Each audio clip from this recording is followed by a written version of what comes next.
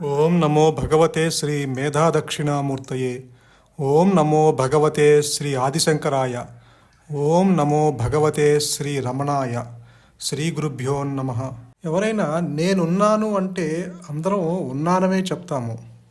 మరి ఉండి ఉన్నారా ఉండకుండా ఉన్నారా అంటే ఉండి ఉన్నామనే చెప్తాము.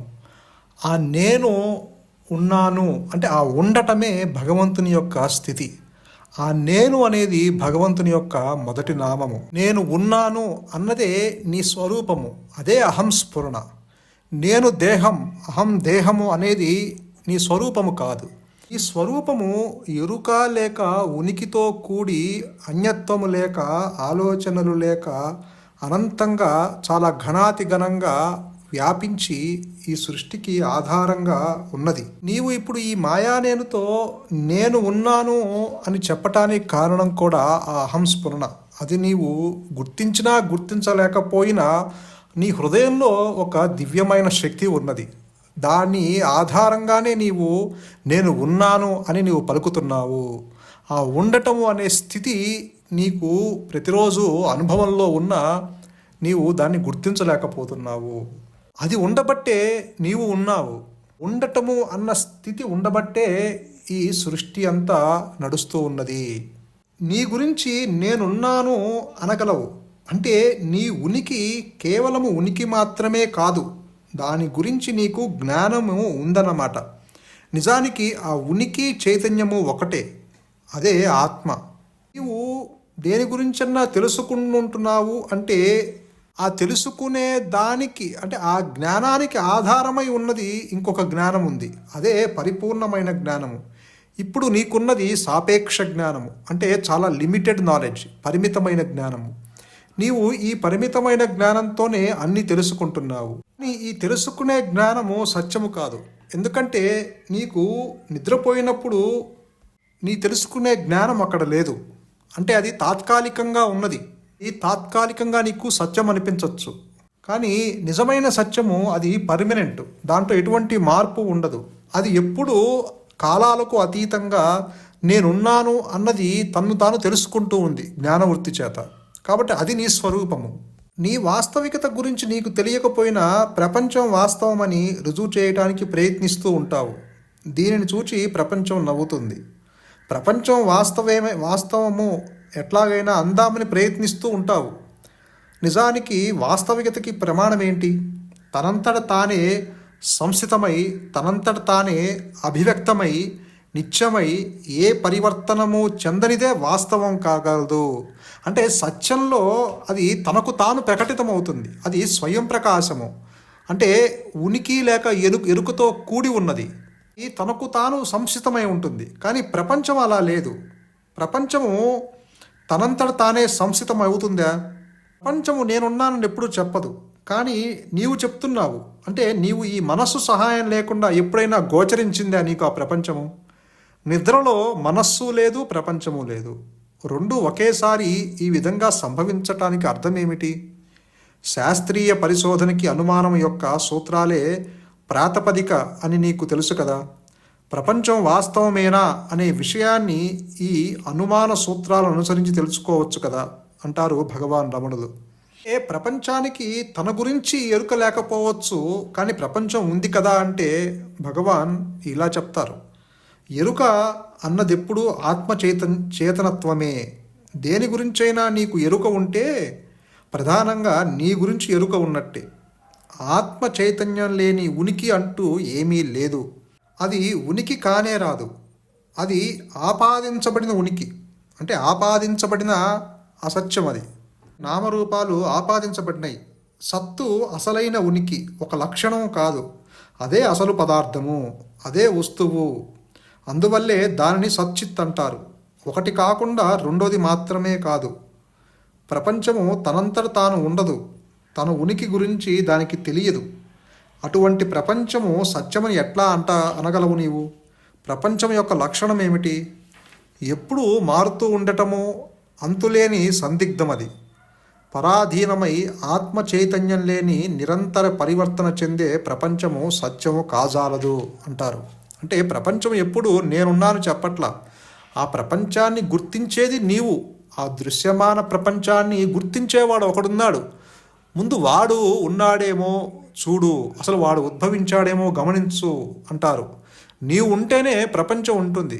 అదే భగవాన్ రమణులు అంటారు, అహంకారము లేస్తే సకలము లేస్తుంది, అహంకారము అణిగితే సకలము అణుగుతుంది.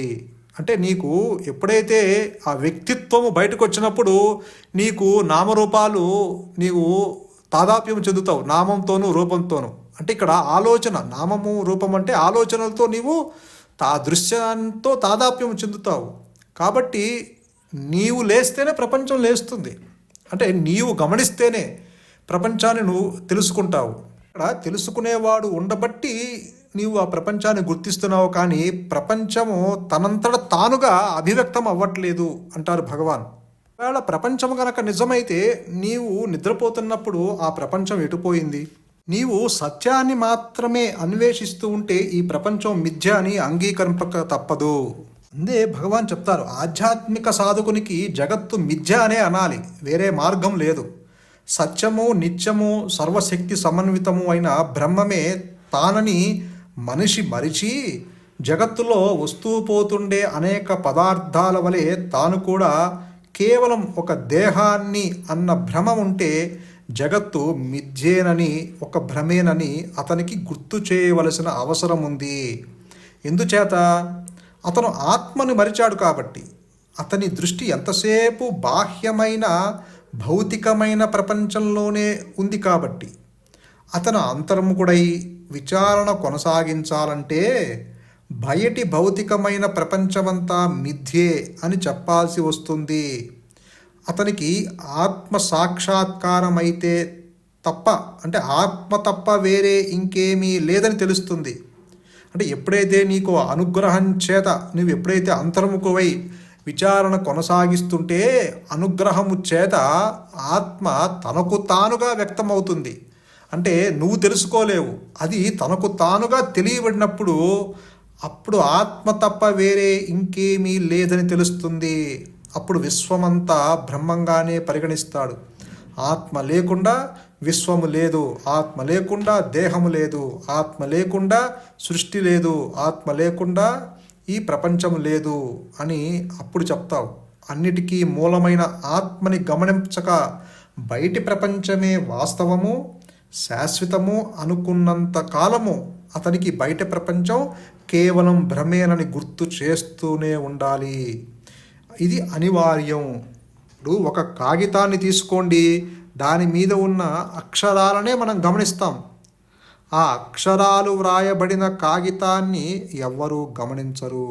అక్షరాలను వ్రాసినా వ్రాయకపోయినా కాగితం ఉంటుంది. అక్షరాలే వాస్తవం అనుకునే వారికి కాదు, అది వట్టి భ్రమేనని చెప్పాలి. ఆ అక్షరాలు కాగితం మీద ఆధారపడిన కారణం వల్ల జ్ఞాని కాగితాన్ని దానిపైన లిఖింపబడిన దానిని కలిపి ఒకటిగానే భావిస్తాడు. బ్రహ్మము జగత్తు కూడా అంతే. అలానే భగవాన్ ఇది కూడా చెప్తారు, నీవు ఈ ప్రపంచము కనుక నిజము అని నువ్వు అంటే ఇది వాస్తవము కాదు, ఇది కేవలము ఒక కల లాంటిది, ఇదంతా అసత్యము, అనిత్యము అని అదే గురువుగారు చెప్తారు, నువ్వు నిద్ర లేచింది మొదలు మళ్ళీ పడుకునే వరకు ఇదంతా అసత్యమనే భావించాలి. ఇలా భావించకపోతే, ఇలా నీవు ఇది వాస్తవం కాదు అని నువ్వు అనుకోకపోతే నీ మనస్సు ప్రపంచం వెంట పడుతూనే ఉంటుంది. నువ్వు సత్యాన్ని ఎప్పుడూ తెలుసుకోలేవు.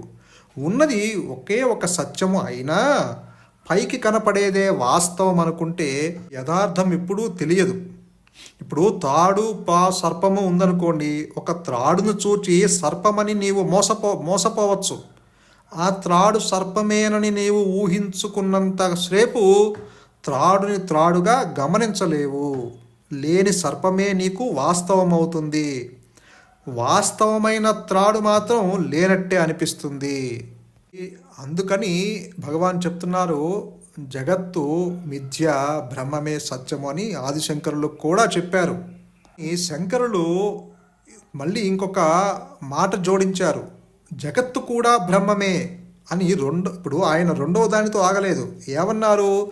బ్రహ్మము సత్యము, జగత్తు మిథ్య అని ఆ రెండిటితో ఆగలేదు. చివరికి మూడవది ఒకటి ఇక్కడ జోడించారు. ఏమని? జగత్తు కూడా బ్రహ్మమే. అంటే ఆత్మలో ఒక భాగంగా చూస్తే జగత్తు సత్యము, ఆత్మకి భిన్నంగా చూస్తే జగత్తు మిథ్య. ఇది శంకరులు చెప్పినది. అందువల్ల మాయా సత్యము కూడా ఒకటే. అంటే ఆత్మకి గనక భిన్నంగా ఏది ఉన్నా సరే అది అసత్యము, అంటే మిథ్య, లేనిది ఉన్నట్లుగా నీకు భ్రమని కలగజేస్తుంది. ఒక మాయాజనితమైన అది ఒక కళ లాంటిది, ఒక మాయా సంకల్పితం. అది ఎండమాములు లాంటివి. నీవు దగ్గరికి వెళ్ళి చూస్తే నీకు నీరు ఉండదు, కానీ దూరంగా చూస్తే అక్కడ ఏదో నీరు ఉన్నట్టు కనిపిస్తుంది. అలా ఉంటుంది ఈ ప్రపంచం కూడా. నీవు గమనించకపోతే, ఆ ప్రపంచం గురించి నీవు విచారించకపోతే అది నిజమనే భావిస్తావు. ఎప్పుడైతే నీవు అంతర్ముఖమయ్యి విచారణ చేస్తావో అప్పుడు నీకు అనుగ్రహము చేత ఆత్మ తనకు తానుగా వ్యక్తమయ్యి ఉన్నది యథార్థముగా ఉన్నది ఆత్మస్వరూపము మాత్రమే. జీవజగత్తీశ్వరులు ముచ్చపు చిప్పలో వెండివలే కల్పనా మాత్రులే అని నీవు అప్పుడు చెప్తావు. కాబట్టి ముందుగానే నీవు జగత్తు సత్యమని చెప్తే నీవు విచారించలేవు. కాబట్టి ప్రపంచము సత్యమనే దాని వెంబడి పరిగెడతావు. ఒకవేళ ముందుగానే నీకు జగత్తు కూడా బ్రహ్మమే అని చెప్తే అది కూడా ప్రమాదమే. ఎందుకని? నీకు జగత్తు ప్రపంచము కూడా నీవు బ్రహ్మముగా చూడలేవు. ఒకవేళ నీవు గనక అలా చూస్తే నీకు దుఃఖం ఎందుకు వస్తుంది? నువ్వెందుకు అశాంతికి గురవుతున్నావు? నీవెందుకు నీ లోపల ఆ సంకల్పాలు, ఆలోచనలు పుట్టి అవి నీకు దుఃఖానికి దారితీస్తున్నాయి? జన్మలకి ఆ కారణమవుతున్నాయి కదా నీ ఆలోచనలు. కాబట్టి ఇక్కడ ప్రపంచము కూడా బ్రహ్మమే అని చెప్పినా కూడా అది ప్రమాదమే. ఆత్మ తనకు తానుగా వ్యక్తమవునంత కాలము, అంటే ఆత్మ నీకు తెలియబడినంత కాలము నీకు అది సత్యంగానే తోస్తుంది. అందువల్ల ముందుగానే చెప్తున్నారు ఇక్కడ, దాని వెంబట వెళ్ళకు, అది సత్యము కాదు, అదంతా మిథ్య, లేనిది ఉన్నట్లుగా నీకు భ్రమని కలగ చేస్తుంది, దానితో తాదాప్యము చెందకు అంటున్నారు. ఇప్పుడు అంతెందుకు, నీవు గాఢ నిద్రలో అసలు ప్రపంచం గురించి గొడవ ఉందా? ప్రపంచం ఉందో లేదో అసలు ఏమాత్రము ఎరుక లేదు కదా అక్కడ. ఒకవేళ గనక నీవు మేల్కొనగానే ఆ ప్రపంచం వచ్చి నేను నిజంగానే ఉన్నాను అంటుందా, లేక నీవంటున్నావా అనేది ఇక్కడ విచారణ చెయ్యాలి. ప్రపంచం అనట్ల దేహము నేను నిజంగానే ఉన్నాను అని చెప్పట్ల, ఏనాడు చెప్పలేదు దేహము నేనున్నాను అని. అలాగే ఈ దృశ్యమాన ప్రపంచం కూడా నేను నిజంగానే ఉన్నాను అని ఎప్పుడూ చెప్పలేదు. నీవు ఈ దేహాత్మ బుద్ధితో దాన్ని గుర్తించి నీవు అంటున్నావు. కాబట్టి ఇక్కడ గుర్తించేవాడు ఉన్నాడు. అందుకే గురువుగారు చెప్తారు, ఉన్నది ఒకటే నేను, అది యథార్థముగా ఆత్మస్వరూపము మాత్రమే. ఏ నేనైతే నీవు తెలుసుకుంటున్నావో ఆ నేను గనక తెలుసుకోకపోతే, దేనిని గుర్తించకపోతే అది తన్ను తాను తెలుసుకుంటుంది. జ్ఞానవృత్తి చేత, అనుగ్రహం చేత అది తన్ను తాను తెలుసుకుంటూ ఉంటుంది.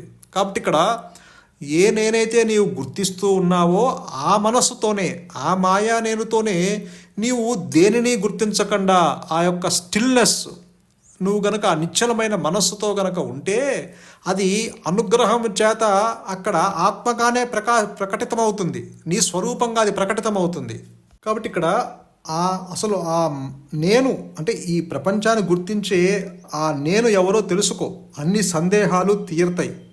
కలలో అసత్యమైన ఎరుగబడింది. ఎరిగేవాడు ఉదయించినట్టే మేలుకొని ఉన్న స్థితిలో కూడా అదే జరుగుతుంది. నేను అన్నదేమిటో తెలిస్తే ఇంకా తెలుసుకోవాల్సిందేమీ ఉండదు. గాఢ నిద్రలో జ్ఞానాదులేమీ ఉండవు. అట్లాగే ఆత్మ అనుభవమైన దశలో అవి ఉండవు. మేల్కొని ఉన్న స్థితిలో ఏదో జరుగుతుందని తెలిసేది తెలుసుకునేవాడికే. కానీ ఆ తెలుసుకునేవాడే మిథ్య అవటం వల్ల ఏదీ సంభవించటం లేదు నిజానికి అంటారు భగవాన్ రమణులు. కాబట్టి ఇక్కడ అన్ని సందేహాలకి నీకు ఫుల్ స్టాప్ పెట్టాలంటే నీవెవరివో తెలుసుకో. ఆ మాయా నేను ఉద్భవించిందేమో గమనించు, అది పుట్టిందేమో చూడు అంటారు శంకరులు కూడా. అసలు ఆది నుంచి అహంకారము తృణీకరించబడింది, అసలు అహంకారము పుట్టనే లేదు అన్నారు. కాబట్టి ఇక్కడ అవిచారం వల్ల నీకు దుఃఖం వస్తుంది.